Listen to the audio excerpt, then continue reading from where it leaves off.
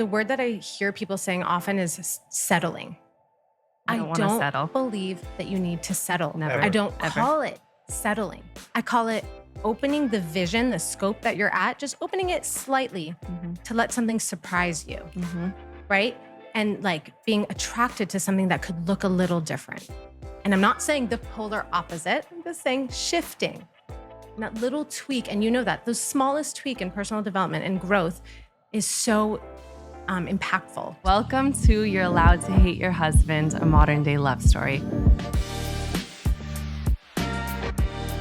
I am Remy Stern. I'm a relationship coach, and we are going to talk all things relationships, from being single to dating to being engaged, married. Who you marry is the most important decision you will ever make. If you're looking for a wife, which is a beautiful thing to do, the best thing to do is to choose wisely. If you're thinking, what am I doing wrong? Everybody else has it right.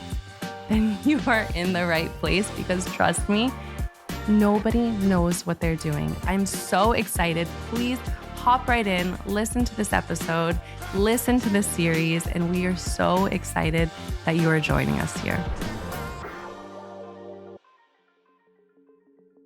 I cannot wait for you to listen to this episode with Yael Kahn. She is an incredible life coach, dating coach. She has a database of single people, and if you are single, you must get on it, so please reach out to her. We talk on this episode, we start with dating and what it means to date with an open mind, and maybe to accept something that you didn't even realize was meant for you into your life. And we go all the way into marriage and how to be an amazing partner to your person, how to show up for them and be the best person for them, because each person needs something different, and how to take whatever you're given and maximize it and make it amazing to build a life together. There's so many incredible gems in this episode, so I'd love for you to hop in, listen to it, and please go enjoy. I'm so happy to be here, finally. So my name is Yael. I am a life coach, a dating coach, and now I also help singles. I help facilitate matches between singles. Bravo to you. Thanks. It's very much needed, I think. How did that come about? Because when we met, which I also want to talk about in a second, it was mainly just life coaching. I think like maybe relationship stuff was like forefront, but not even so much of a thing. How did the setup? It's not matchmaking. It's singles database. How did that come about from the life coaching? Right. So it's true. When we met, I was not doing this at all. I was only strictly a coach, but because I was a dating and relationship coach, I recognized for a while now that people have really been struggling to connect. And regardless of that, I always loved connecting people. And I think what really got it going is actually the war broke out in Israel, October 7th. My husband was called to reserves, and I was sitting at home helping, volunteering, whatever it was, but I felt like I needed to do more. And I noticed that all of my guy friends naturally were getting drafted or called to reserves. And I was like, how can I help them? Like, what can I do? And I started seeing them all the time in their uniform. I was like, wait a minute, they look great and they're single. Let's see if we can like get something going. So I started posting my guy friends in their uniform.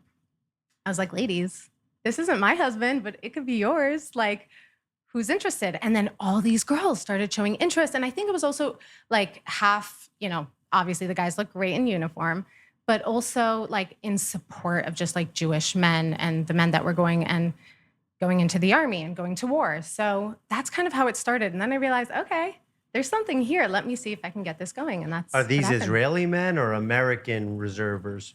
But no, like IDF soldiers, but Israelis, Americans. So like I know a whole crew of like American, Israeli, Canadians. Nice. Okay. Yeah. So they were sellable. Oh, yeah. It was an easier sell to American girls then. But it was also Israeli girls. She's got both. So you have, just to give us a little background, you have a lot of friends that are Israelis, and then you also have a lot of friends that are Americans. You're kind of bi-coastal? Yes, that's actually a great question. Yes, I was actually born in New York, so I have my New Yorkers.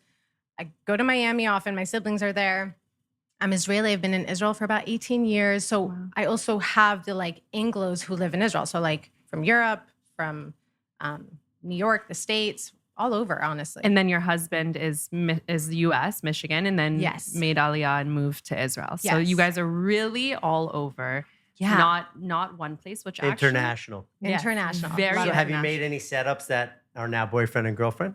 Yes. No, I didn't know this. Many. Yes. This is so weird. And like, I want to like, cross Yeah. my fingers, but one of them got engaged. What? Wow. Others, yes. Wait, yes, From a yes. setup from you. or- Actual setup. Amazing. Others are dating, and it's so funny. Like, they won't keep me posted. So I'm like, hey, like, just wondering, like, are you guys still dating? Like, after it's been like what, 3 months now? And they're like, yeah, we just met the family. I'm like, I'm sorry. Did no one think to tell me? Like, this Wow. is so exciting. So Yeah. what are you looking for when you're putting two people together? So there's a lot of things, right? Because I'm looking at like what works and what doesn't work. And I think we can look at the dating apps. And for example, that to me can work, but sometimes is missing a certain element. And that's the element of like a human person. So I don't want to just compare profiles. And then there's also the aspect of like, okay, you need to check vibe. Okay, if people can vibe. I think it's so important. And that's the struggle today, is that people aren't connecting. So if I'm talking to someone, and this happens pretty frequently, when I'm talking to someone comes into my mind like, ooh, they'd be great. And I'm sure you guys have had this too, right? Where you're just like, oh, those people would like go together. You know what I mean? So that's kind of So how I it's do it. more vibe, and the people who are in your database, you get to know each and every single one of them. And then really when your brain goes, ooh, this person would be good for this person, you make an introduction. Are you part of the setting up, the helping with the choosing a date, with, maybe confidence building? Do you help out with any of those other parts? Yes, I do. And I have to figure out how I'm going to go about that, because at some point that's going to get to be a lot. But definitely, I even help with like pushing it forward. So for the guys, I'd be like, okay, great, she's interested. My recommendation is send her a text, say hi, and then book the date. So I like send in little tips and things like that. So doing the inner work and doing the outer work, like how does that go together for you? Do you see the inner work as powerful as doing the outer work hand in hand? Like how is that going together for you? That's such a great question. And I feel like you'll understand this. I think you need both. And that's what I think is the difference from what's going on today, is the coaching is very much a big part of it. So a lot of these people actually come to me for sessions, and we kind of do that inner work, because I truly believe the way I think this works is that you need to be ready, right, to date. You have to be in a certain mindset. It's kind of like the taxi cab theory. Have you guys ever heard about? No, but I agree with you. Wait, I do know the taxi What's cab. the taxi cab theory? Okay, guys, you're going to love this. I found this out like a few months ago, but basically it's from Sex and the City. I know. It's the idea how for men, they were talking specifically for men, how you could be raising your hand, try to hail down a cab, but if the light is off, no matter who you are or what you do, they're not picking you up. And so they're saying that men are similar. Like if they're not ready to date, they won't, it doesn't matter who you are, they're not going to be ready to settle down. But the moment they make that switch, the moment they change their mindset, the first person, and they turn on that light, the first person that kind of hails them down, not even the first person, but a person that hails them The down. doors then open. I agree. I think that there's also a distinction between when a guy says he's ready and then when he's really truly ready. Correct. Because a guy can like start convincing himself like, yeah, I'm ready. Well, it could be 100 years of him thinking he's ready. He's just not ready. Women too, Some people by the way. don't really know what ready is until they're actually ready. And then that's when their cab light goes So how on. does that look different for men and women? Because I also only work with women. You work with both men and women.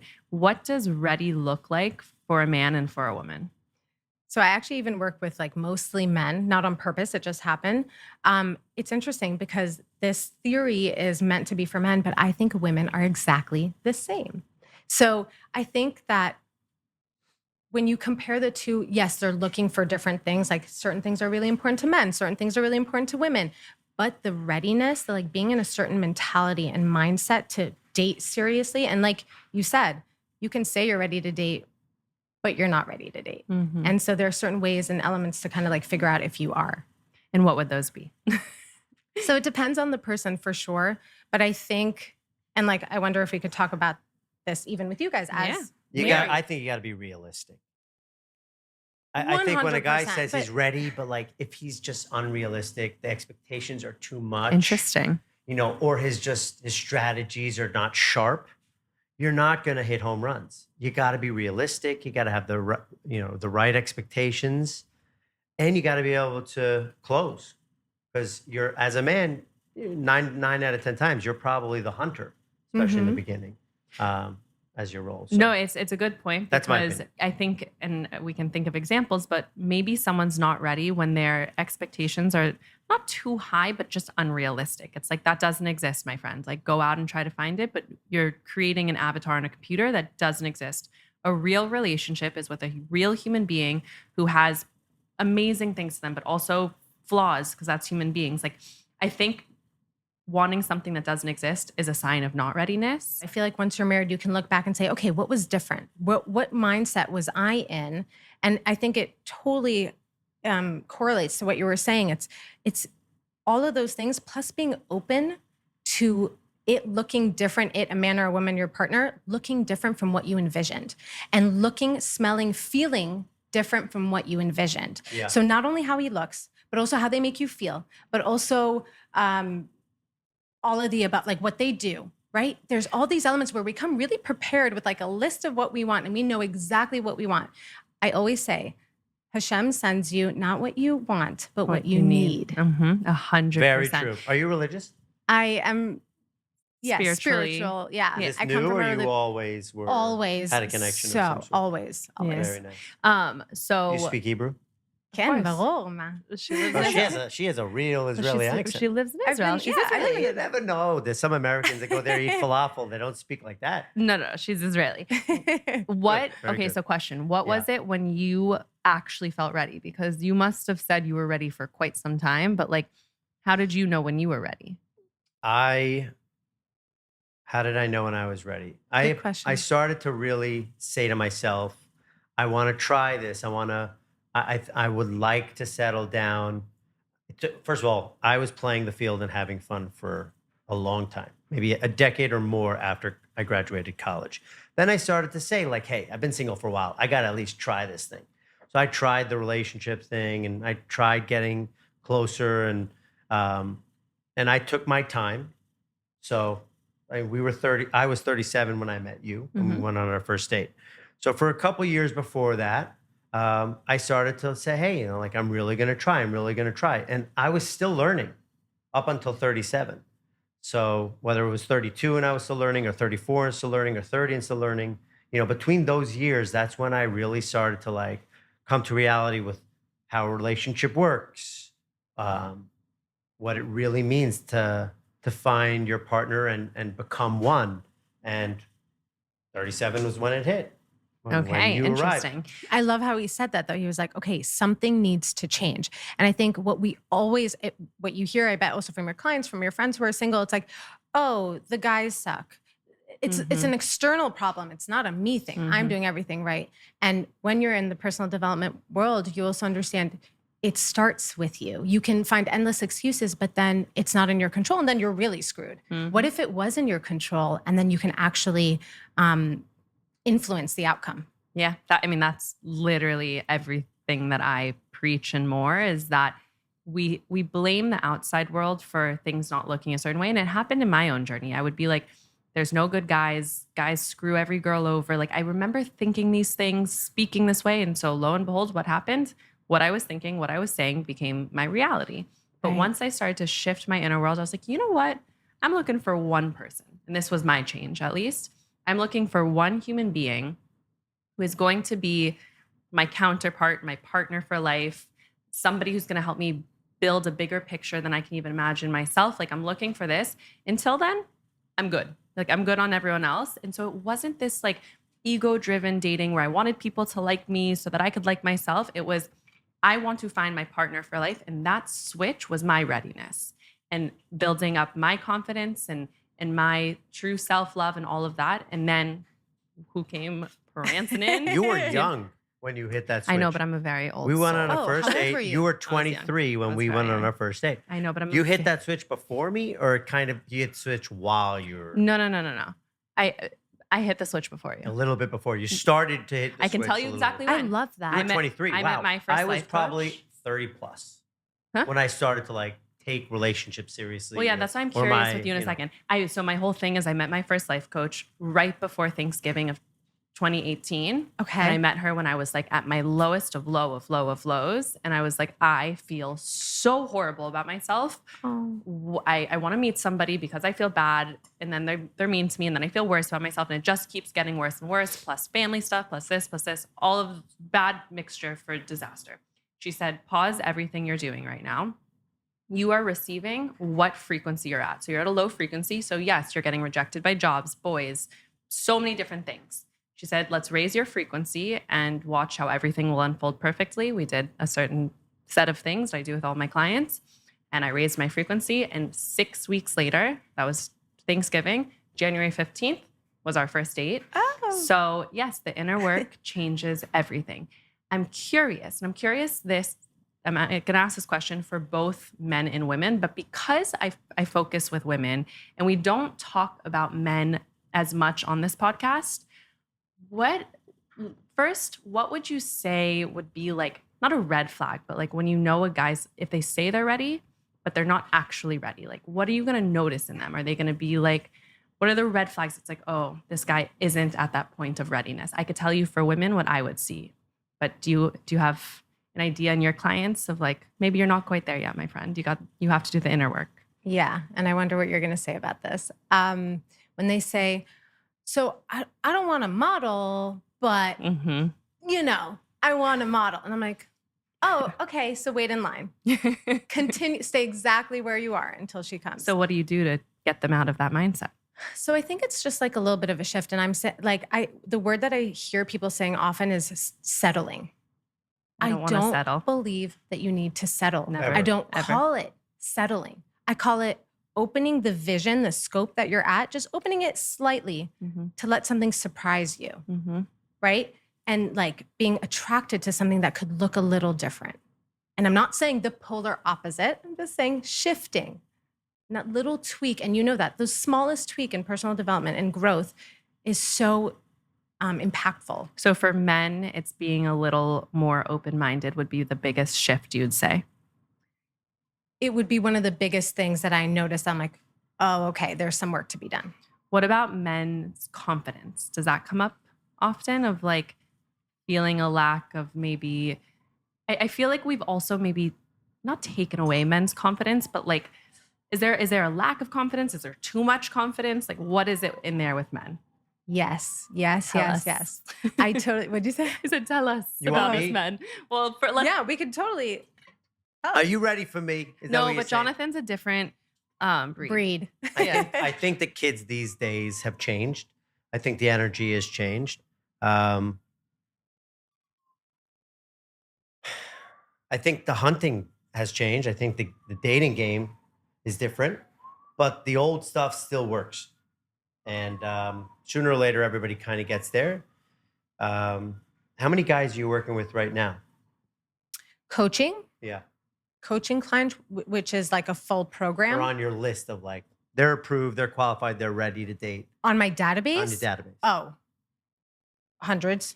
Really? Yes. Okay, nice. But coaching clients is something else. So everybody's different, of course, but my advice would be to ask these guys who claim that they're ready and say, okay, I want to help you. I truly do. What are you looking for? And give me your top 3. I'd only allow them to give their 3 wishes. That's it. Don't give me 10. Don't give me 28. Don't give me 3 pages. I want 3. What are you looking for? And, you know, I was looking for someone who was who had a beautiful heart. You were generous, warm, loving, happy, real, trustworthy. And then you also respected and adored me. And I think that's important in a relationship. Like there was real love and real respect between the two of us. And I also found you to be drop dead gorgeous. So that was it. Woo. 3 things. Boom. What about I didn't You get just color said of 6 things. You Well, just had no, like there- 60 you days. can- He's like, I can only asked include- for 720 You can things. include a group, a couple Wait, of but things what about together. what about But I confidence? didn't give 20. But what about Confidence? You have to understand, like other things are going to be part of what will be a winning formula, But you don't have to No, no, no, list no, no. 90 No, no. My things. question was Mhm. men's Oh, confidence, like in has dating men's these days. confidence kind of gone down? I think that because men are behind their smartphone 90% of the day now, as opposed to out in the field, I agree with their this. tactics, their strategies, their game has weakened. We were at a concert, and I think it was Blaine Zimmerman or something like that. There were 3 guys on my right and 4 girls on my left. They didn't say one word to each other the entire concert, and I Wow. highly doubt they were all in relationships. It's just guys just are like shy. They don't talk as much because they're all behind a phone. They're texting. Also, what I've heard is that girls will go out to, bars and places like this, and the guys won't hit on them. And back in the day when I wasn't in a good place in my life, if I would go out and like not one guy would hit on, I would go home feeling bad about myself. That was not good. That was what In exactly what my I worked day, on. if you were a hot chick and you walked in the bar, every guy would hit on you in under 5 minutes. But I hear that what happens now is that the next day, those guys will message you on Hinge. So they won't go up to you at the bar, but they'll message you on Hinge. It's like, why would they Interesting. not? It's so much easier for them. And then they don't have to like deal with the pickup line. Is she going to reject me? Is she not? So do you find that in men, and then I'm going to go to women at a certain point, but Yeah. in men, it seems like unrealistic expectations or like not being open enough would be a sign of not readiness. Is confidence a piece there, or like being a gentleman and stuff like that? Is that part of it too? Sure. I think women really have belittled and intimidated men. Women if have we're- belittled men. yeah. In the new I age. think that we've gotten to the point where we're like, no, don't approach me in this way, and don't text me that, and don't do this. So a man gets put in a position where he's like, I'm scared to move forward. I'm scared to make a move because I didn't do it the right way or I said the wrong thing. Damn. And I don't know. Do you not agree? Jonathan's just I don't different know. generation. I don't have a 25-year-old to 29-year-old male clients who I help, so I have no idea. It's But that different sucks. generation. It's tough. You have to be It's- respectful towards women. You always had to be. But you should have confidence, energy, and strength and desire to go hunt. So now can I go. ask for a woman? When women, there's 2 things that I'm going to get to here. But when a woman is ready, or at least Mhm. says she's ready, how does she know if the guy is not ready? Like you're on the inside, you know when the guys aren't ready because they close-minded. But let's say a girl goes on a date with a guy and he's like, I'm ready for a relationship, this and that, but he's not texting her back in good time and like isn't following up and not being perfect. Like, is there a sign that, okay, that guy's not ready, maybe I shouldn't date him right now, or none of that? If I understood the question correctly, I don't think there's a universal way to, there's no rule book. It's a feeling. Oh, so he's not into it. Okay, great. We put so much power over our moods based off of if someone texts us in time or if we feel respected. Date, see what happens. Go with the flow. Feel good. People have made dating almost like an interview or a job or like work. And people are like, yeah, it's work. It's fun work. Yeah. It's fun. It's a fun time. We forgot to have fun. You're meeting another human being. You're curious about another human. But what we do is we go to, he didn't text me in time. He doesn't have a good job. He kind of like scratched his head weird. And then we're just like in this like loop of like, we're never going to find perfect. Of course, we're never going to find perfect, especially if that's what we're looking at. I think 2 things are at fault for this, and it's a bummer, but I think one, social media, because first of all, my clients will send me a lot of things of like, if he doesn't text you by 2:00 the day before your date, then he's out. Like this is kind of the idea. Like there's so many like rules now that didn't exist back in the day. I think take it back to the simple times where it was like, you're going to meet somebody there. I think for men, it's cute to do the whole like traditional courting and the like. There's some truth in the traditions, and then make it fun, like you said. Like literally make dating fun again. People put so much heaviness and pressure on it. Go meet someone, learn about them. If it's not the person, great, move on to the next. So, question. Does Yes. the objective come into play at all as to what you're actually looking for from this mate that you're hoping to find? For example, like I'm a family guy. Grew up, thank God, in a very blessed, happy, fruitful family. And that's what I wanted to continue. I wanted to have my own children and like be close or as close as possible to my siblings. And like family was my number 1, number 2, number 3. Some people probably are looking to get married or find a mate. Maybe they're just not that big into family. Maybe they want to have a kid. Maybe they don't. I don't know. Maybe they're looking for a partner who will provide for them. Maybe, other people have other objectives. Not everybody has the same objective. We're all not driving in the same direction. Does that come into play? Or do you, generally speaking, just work with one boat Of course. of Oh, you mean for objectives? me? Yeah, Yeah. with I your work with expertise. We're all about your expertise and your advice today. love it. No, but there's not one size fits all for all these answers. For me, I 100% ask them. So, like, I'll ask if you're looking to have children. I ask, like, what's your timeline? If you could, like, have the perfect world, what would be your timeline and things like that. I thought you meant on the dates. Like today on the dates, I'm hearing Oh, that people are going on a first date and saying, okay, so we're going to get married here. This is going to happen. We're going to have this many kids. And I know that people are like, well, I can't spend 7 dates trying to figure it out.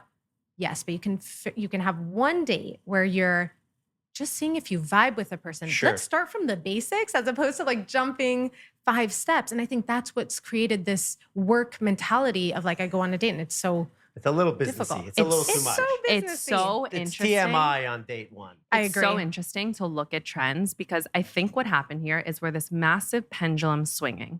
Okay, so we went from dating in the old times, which was like man calling the woman's house, talking to the parents, asking the parents if he could take her out, going on dates, getting engaged, like super, super this way. Then we swung, I think, to this hookup culture, which had zero intention in dating. There was no intention. It was just, are you hot? Are you hot? We're at a club. Let's make out. Let's go home, do other things.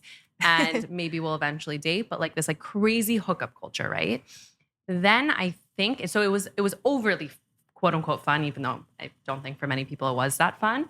But there was no like, these are the things I'm looking for in a person. It was just, let's make dating as casual as possible. Mhm. Now I think we're swinging the other way, which is dating apps, as well as like the hookup culture having backlash. I think people are taking it as a job. They're like, okay, I'll hear from a lot of my clients, a lot of people around me that I know that like they're matching with so many people on these apps and they don't want to say no to dates with them. So they're booking out their calendar for like months in advance with dates with these people.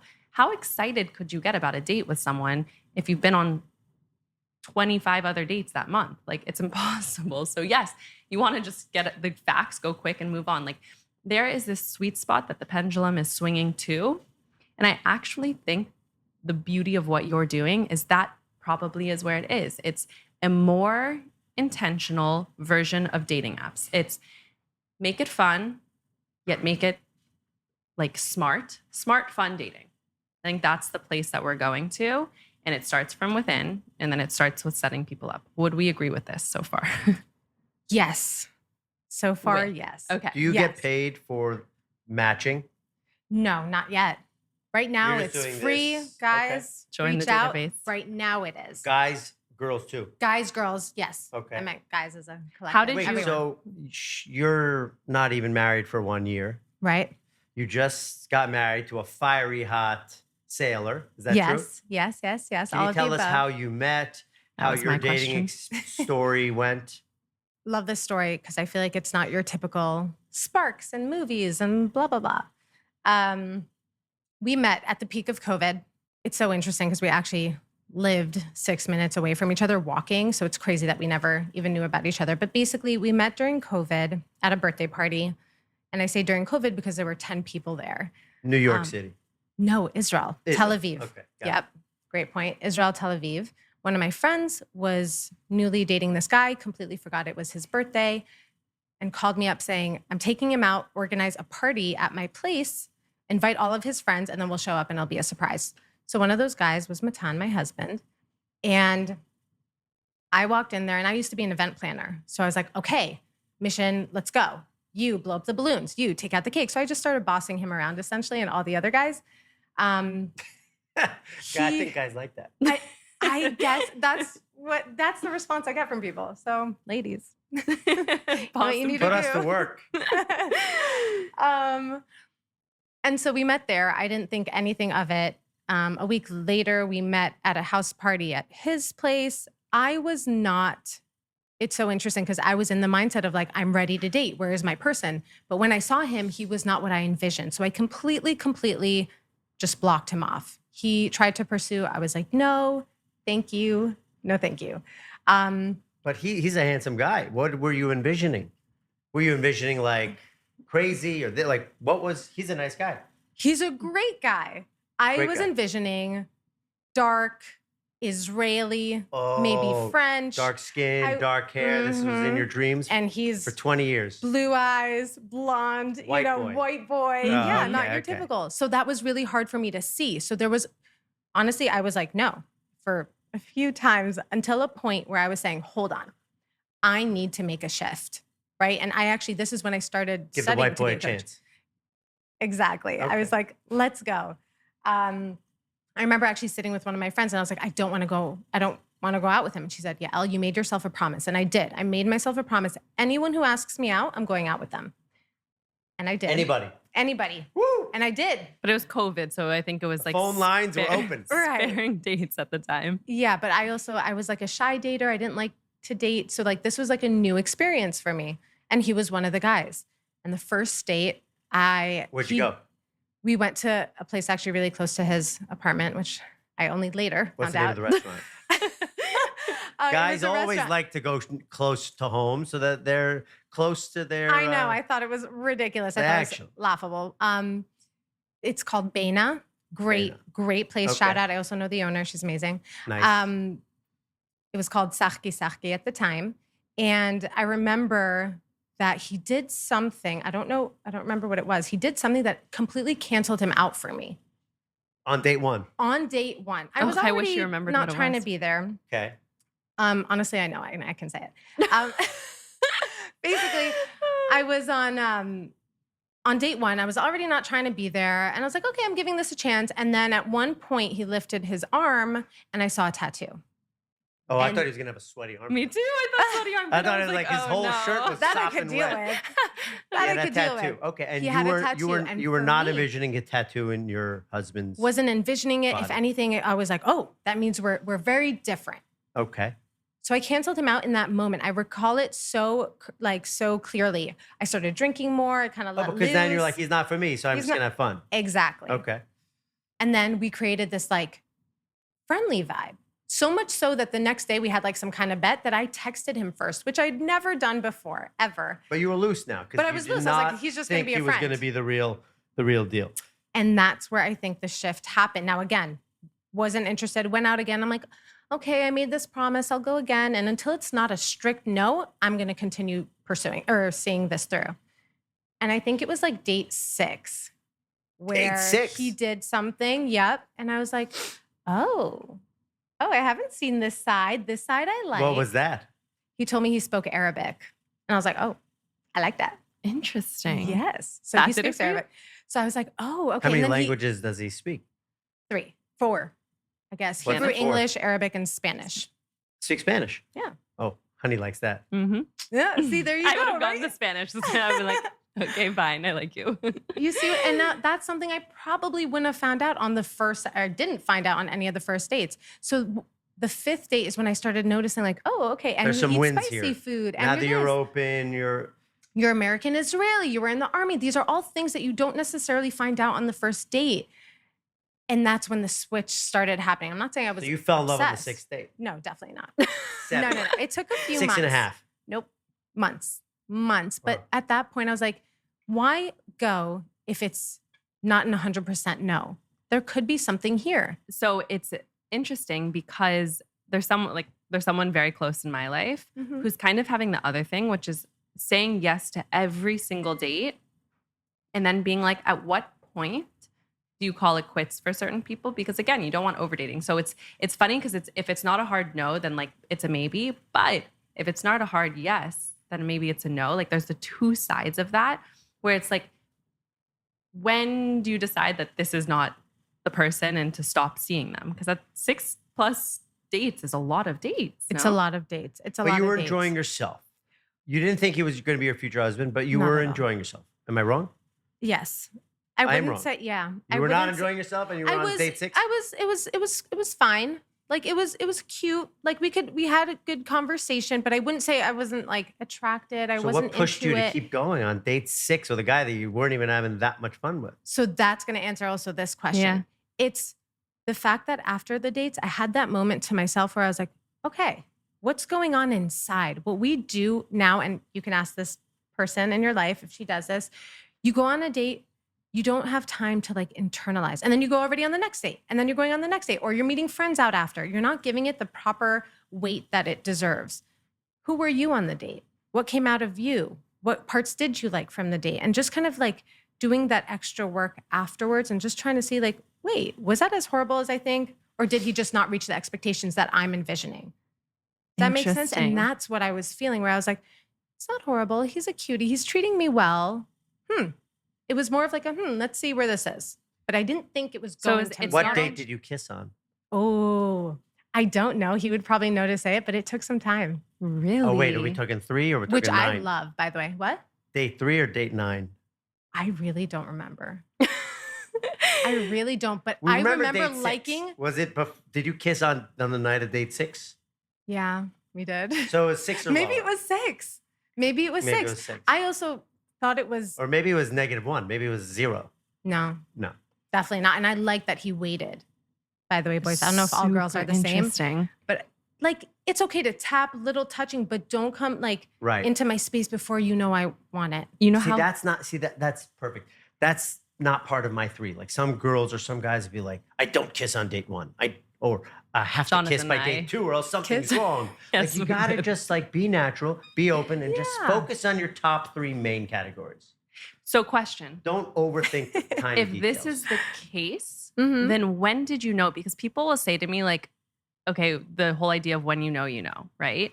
And with Jonathan, mind you, I was very young, but I'm an old soul in this sense. But like I had dated someone before Jonathan for a very long time, and I always questioned it. And he was a great guy, and I was always like, I don't know. So I tell people when you don't know, you know. And then I met Jonathan, and on the first date, there was a different connection. Like I know for a fact part of it was me being in a different place in my life where like I just didn't really care, honestly. So kind of like you were saying, like I showed up, he calls them my Michael Jackson pants. These like baggy, like leather pants with a baggy sweatshirt and like Sounds that's- cute. I think it's cute. He was like, please take off this I scary did not. outfit. Well, It's okay. My I told husband you didn't to like please it take it either off for that I was different wearing. reason. Yeah, exactly. Bada bing. But by the way, no, I like them. I But like there was- them. there was a I was different- just teasing you. I was just having fun. I had personality. Oh, you said it on the date too. So- oh, this so is there like was months electricity. later. There was electricity on our date. one. Yes, there was. Okay, there was electricity. And our values Your matched up, electricity arrived date 5 which is or date amazing 6. for people to know. Exactly. So That's when- why I Right. share So it. Okay. when did you decide like this is different and this is my person? Like at what point was this like this is different? I don't know if it was a concrete thing. And I don't know if people should be searching for something concrete.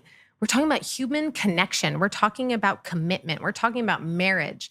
It's not like when you know, it doesn't necessarily, of course, there's some people that it does work like that, but that is a fairy tale. And that Yeah. is what they tell us in the movies. And it can work for some people, but I think it's something that you learn and you're gradually growing and understanding who you are within the relationship, what that relationship provides for you. So it was something that took months. I had no idea for months. And then I got like a little bit closer. And then for months, I was also like, where is this going? And then it just kept going. And then at one point, I found myself saying, when are we getting engaged? And I was like, oh my God, I'm ready. This is something that I want with this person. So it was like a snowball effect for you. It was like little compounding things. It's like, oh, I like that. Oh, I like that. Oh, I like that. This feels really right. And I could partner with this person for life. And what I like about what you're saying is it makes it a little less scary of like, because of course he's your soulmate. Like we can get into a whole soulmate conversation, which is different. But you're saying that like you're choosing this soulmate by like getting to know him, getting to know yourself with him. Yes. And it doesn't have to be this fireworks spark on the first date. You're choosing a human partner for life with human connection. And it breaks it down to an easier way to understand dating and then marriage, right? And Like, not to take it so like such a heavy thing. We're so stressed out. We are so stressed. I don't know the women that you work with. We're so stressed for time and, is he going to be like this? Is it, you can't know. It's a little bit of like a trust the process, trust yourself, trust Hashem, the universe, whatever it is you believe in. But trust yourself that you're in the right place and that Yeah. you know what to do. yeah, a lot of trust. And then I love what you're saying. I applaud you. You were living in Israel at the time. you have a unique, beautiful personality. But I do think there's some other people with other personalities, as I'm sure you know, that are maybe tighter, maybe more calculative, or, even though we're all part of the same team and we're all learning from one another. Um, I love your approach and I love your definition and your story. But I do think that everybody has a little bit of a different story. And some people might be a little more calculating and some people might be looser. So And that I, could I do work. think that's all good. That's the difference. Yeah. That can work. That's why As there's no long as one you're not size. suffering throughout the process. Oh, yeah. Yeah. That is what I'm Oh, yeah. saying 100%. here. It could work, like, for example, some people can sleep together on the first date and I know them and now they're married. Right. Right. And that could work. So that's why I say there's no one algorithm that works or one rule. And that's such a great point to make. It's just try not to suffer while you're going through it. Try No, not to be you do not want to be suffering. You don't want Right. to have anything negative attached to you. No weight. My be favorite free. new little saying that I came up with is if you want to improve your love life, and this goes for when you're dating or in a relationship, you have to improve your love of life. So if you're loving your life and enjoying the process of whatever you're in, I guarantee you it's going to directly impact and make your love life so much better and improve your love life. So you're saying, like, don't suffer. The exact opposite. Fall in love with where you're at in the process and be open and trust and, like, let go. So Can we talk about change the direction for a minute? Have you been married for almost a year now? Any fun fights that you guys get into Oh, yeah. to share with our friends here? Fun fights. We get into so many fights If you for if you sure. got into a serious fight, you might or might not have to mention it. But like Oh, anything you want to talk about? we get into so many fights. It's actually something that I started incorporating also on my Instagram account where I'm like, yes, we look lovey-dovey, but also, hey, we fight. Mhm. Like, you are meant to fight. It is okay to fight. What we fight about, Yeah. What does he do that ticks you off? oh my God, so much. Are you kidding? What do you want? I Do you love want to this shoot him for conversation. anything that he does? So and many vice things. I'm versa? trying to think. What would he complain if he was sitting right here about you in About a me? loving way? He wouldn't complain about I know, me. because this is always it. Everyone's Oh, like, you sound like my "Hello, wife. You're allowed to hate your Oh, husband." you're And people are like, perfect. The perfect girls are sitting on the couch. He's like, "Are husbands allowed to hate wives?" I'm like, "There's literally nothing." Oh, the There's perfect. nothing. I'm We are Fine. perfect. So the There's girls are nothing. perfect. There's What does he do? I'm happy What does he this do is- that There's nothing to that me. bothers you What does he do that bothers me? in a fun, loving way? Won't take it so serious. He has a lot of energy for like social things, and I used to be able to. So, for example, now we're in New York. He Right. gets to New York and it's like, let's go, dinner, drinks, this, lunches. And I'm like, wait for me, I'm coming. I am frustrated, quote unquote, like that I can't keep up. And so I get frustrated. Wait, what about me? I'm coming with. And what I'm learning is that it's okay for him to do things and it's okay for me not to want to do things. Like my scope of like what a relationship was that I needed looked a certain way. And now I'm shifting that perspective. So are you tired? Do you prefer to just stay in? Or do you have other things? Like, I don't want to go to the Knicks game, but I'd love to go to an art show or something. It could be that also, or it could be like just social energy sometimes. Sometimes I just want a night in where we can just hang out. I'm all about quality time. So that's something that's important to incorporate. So if we haven't, I don't know, had real conversation in a few days, I'd be like, okay, let's go out to dinner and hang and talk or sit on the couch. We're whatever doing it that is. tonight. We Love haven't been it. to dinner in a long time, and so we're going tonight. Where are you going? Il Molino to get some pasta. Oh, Nothing fun. too crazy. Love it. But I'll talk, but only over a plate of pasta. exactly. Sounds like a good You and I compromise. spoke about this though in the past, where sometimes you marry someone different than what you expected, like you're saying now, but it's what you needed. And I know that you got married just a few days before October 7th, unfortunately. And so what you expected, first of all, what you expected your partner to look like was different than what he looked like. I'm assuming what you expected that honeymoon phase of post-marriage to look like was different than what you expected. And then going into marriage, like it sometimes we want it to look one way and it looks the other, but we have to recognize that that's the way it's meant to be for us. Mhm. So what was that like for you, that experience of getting married and then having such a heavy situation happen and navigating your marriage through that? It's so interesting because I get this question a lot. And I think we even need to take it back a moment to the year or the 8 months from when we got engaged to when we got married. People don't talk about it enough. It is so intense. And I always wanted to think of myself as like, I'm a cool bride. It was really, and I used to be an event planner for weddings, but it's a lot of pressure and a lot of things involved that you maybe, aren't used to, like budget and families coming together and all of that. So I think that was such an intense year. And then finally we get married. And you said unfortunately, but fortunately we got married right before the war and like had the time to have our guests come in and then also fly back. What was unfortunate is that we didn't get that time to just be like, oh my God, it's over. We did it. How many days before was it? It was 2 weeks. Wow. 2 weeks later was the war. It was Shabbat morning. We were sitting on the couch and he just like shot up and said, I had to go. And we had no idea what was going on. It was really difficult. And how did you guys manage that? It was really tough. And it was a lot of me understanding that this is my time to show up as a wife, as a supportive wife. And I think what was really tough for me was to realize that I was failing at it.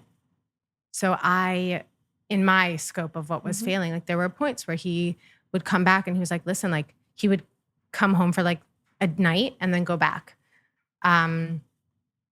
He's like, listen, it was really tough for me.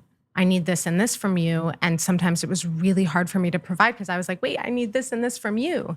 And I think for me, that was such a huge awakening to be like, this is where I show up. This is where I get to be this new, but wife, That is a beautiful lesson. Yeah. Because, I mean, in a serious sense, he was coming back from war where he's putting his life on the line on a daily basis, trying to protect himself, his loved ones, and his country, and your home. And that fear of, is this the last day of my life? I mean, like he's literally in harm's way. And coming home is serious. And he needs like to debrief, I don't even know what it takes because I've never been in the army, but it's serious. And you have to be there to like truly help him. And you're probably like, well, I've missed you for 3 days. I've been dealing with so many things and I need you. And now Even you more see than life, that. you see marriage. Like You don't know how to support. Like I've never been in this situation. How do I support you? So I think you want to talk when he really needs just a space. And to every person, it's probably something different. But it took us time to navigate what that looked like. And yeah, like you're saying, like there was a big thing I don't want to in Israel. compare it. I don't want to compare it to like a guy coming home from work and the wife coming back from SLT. We did but, this. You do have a little similarity. I'm sure. No, her and I sat and spoke about this for a while. Just like that balancing and navigating two people in a marriage with two different responsibilities and roles and living under one roof and supporting each other. Like there's similarities. This is just the farthest extreme of it. Right when you got married. So how did you improve? Because in the end of the day, there's a book called It Takes One to Tango, and it's about how in marriage, improving yourself is the first and most important place to start. Of course, it's between two people, but it takes one to tango. How you said recognizing you weren't being as perfect as you want to be. How did you improve? Yeah. So that I think was for me a huge realization. And it was really tough for me to like internalize that. And I just started making a shift. And just my mindset was different. It helped me cope better where I was just like, he told me, the only way I knew that this happened is he verbalized it to me. And that for me was like a huge wake up call where I was like, no more.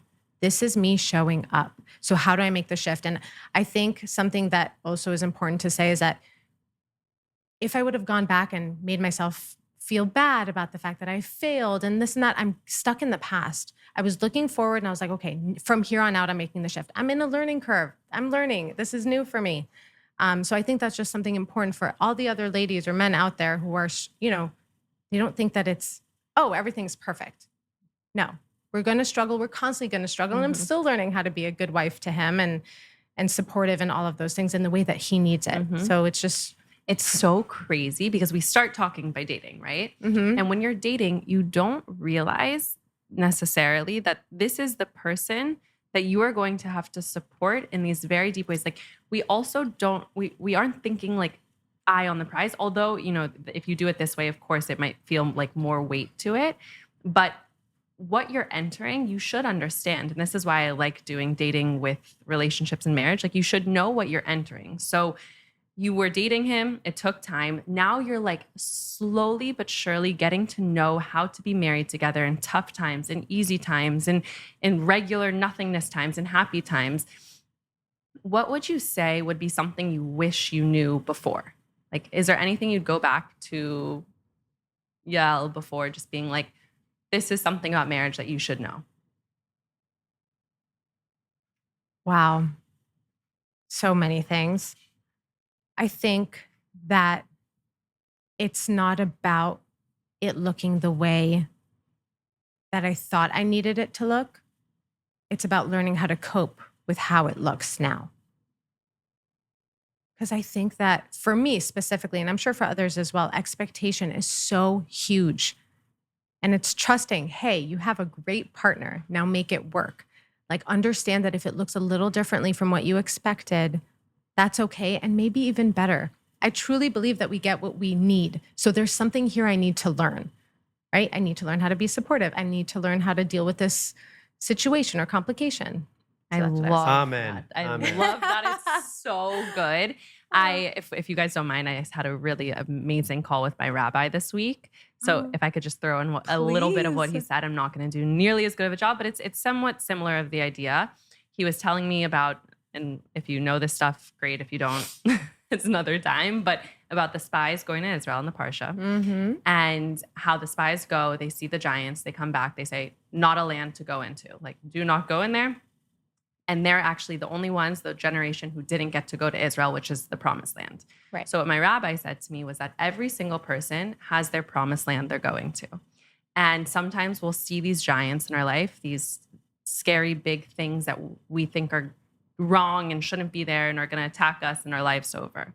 And so sometimes we'll turn around and be like, don't go over there, don't go in there. Whereas those things, it's really your perspective on it, but those are the things that you needed to like go see, go do in order to enter your promised land. So Yes. sometimes the hardest part of marriage is the part that we're like, oh, don't look here, don't go there. Like, that's bad about the marriage. That's bad about my partner. That's bad about me. Like, we'll look at that big scary thing and shy away from it. Whereas that, with the right mindset shift, being like, that is meant to be there for me to actually enter the promised land, to enter that more beautiful land with honey and all the good stuff that we're looking for. So I think that that's really kind of what you're saying, which is change your perspective on it and recognize that whatever you're given, it's actually straight from Hashem. It's like Hashem is giving you this set of obstacles and challenges, not only just for your own growth, but also for your partner's growth and for what you have to provide for a family. Like, we're looking at a huge thing, God willing. It's a family and generations to come. So if you can look at the obstacles that way, you can overcome them rather than being like, oh my God, my marriage sucks, I'm horrible, and like You can crumble even be because of it. you can even be excited by them. Like, even in the dating world, by the way, you can take it to the dating world. Every single person you go on a date with, there is something you are supposed to extract from that. You're supposed to learn from that. You're supposed to grow. So if anything, it's so exciting and it's getting you closer to the readiness that we're talking about, or the mindset. And also while your partner is getting ready to meeting that person. Yeah. I'll also like to give a shout out because it's not only about us, but you said that you had a good friend group, girls, who put you in the right place and you met your current husband. And they probably were like, Yael, go on a date with him, go on a date with him, Mhm. stick with it. We like him. Just go. We'll talk tomorrow. And if you surround yourself with girls, friends that truly care about you, want your happiness, they're surrounding themselves with the right energies, values, and principles, and it's going to rub off on you. But if you didn't have those friends, you might or might not have ever met him. You might or might not have ever stuck with him. So surround yourself with people that care about you because that's an important part of your success. Yeah. I think 100%. that's very true. And if you're stuck in any part of your dating, I think it's a great first place to look. And you and I have talked about this, is one, who you're surrounding yourself Yeah. with, and two, like how you're spending your time and your day to day. And if it's not working, change it all up for a little bit, see how it goes. So if you were to give that last piece of advice to people who maybe just like aren't experiencing what they want in their life at whatever stage, like They want their life to look a certain way and it's just not there. They're feeling stuck and lost. What advice would you give these lovely people? Well, it depends what it is that they need to work on, but I obviously highly recommend working with a coach. I've experienced good things from it. I think you have, Okay. my clients have.